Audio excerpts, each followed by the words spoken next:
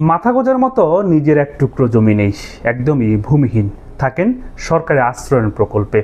স্ত্রী সন্তানকে নিয়ে কোনো রকমে দিনমজুরি করে খেয়ে না খেয়ে দিন পার করেন। কিন্তু এই ব্যক্তি একদিন স্বপ্নে দেখলেন তিনি সৌদি আরবে এসে হজ পালন করছেন। সেখান থেকে তিনি সংকল্প নিলেন তিনি সৌদি আরব আসবেন এবং হজ পালন করবেন। তবে তার আর্থিক সামর্থ্য নেই। তিনি অনেক কষ্টে টাকা জমিয়ে একটি পাসপোর্ট করেন এবং তিনি সংকল্প করেন তিনি পায়ে হেঁটে সৌদি আরবে এসে হজ পালন করবেন। আর এই ঘটনাটি নাটোরের সিংড়া উপজেলার দুলালের।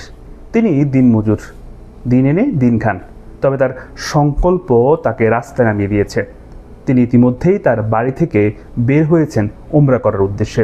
এলাকার মানুষ জানায় এই দুলাল অনেক সহজ সরল। তিনি কিন্তু কোনো দেশের কোনো অনুমোদনপত্র নেন নাই, কোনো দেশের ভিসাও নেন নাই।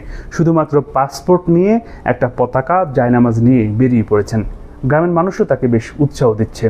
তবে প্রশাসন বলছে যদি কোনো ব্যবস্থা থাকে অথবা সুযোগ থাকে তাকে বিনা খরচে হজ করার ব্যবস্থা করে দেওয়ার, তাহলে তারা করবে।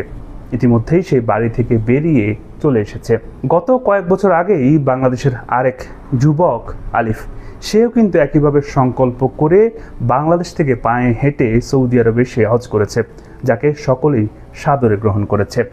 তবে সেই আলিফের পদাঙ্ক অনুসরণ করতে চায় এই দুলাল।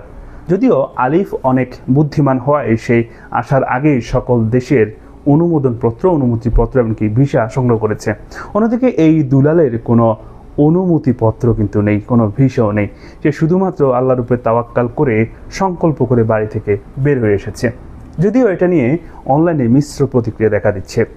অনেকেই বলছেন যে এটা অতিরিক্ত বাড়াবাড়ি, তবে আবার অনেকেই বলতে চান এখানে দুলালের বাড়াবাড়ির চেয়েও তার যে নিয়ত, তার যে ইচ্ছা সেটা সবচেয়ে বড়।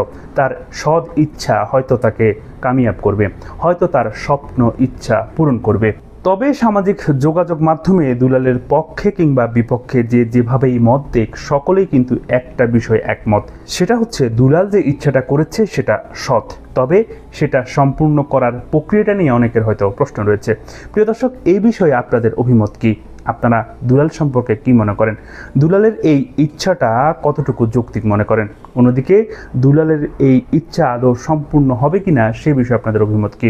অবশ্যই মন্তব্য করে জানাবেন। এতক্ষণ আপনাদের সাথে ছিলাম আমি মহিউদ্দিন রবি।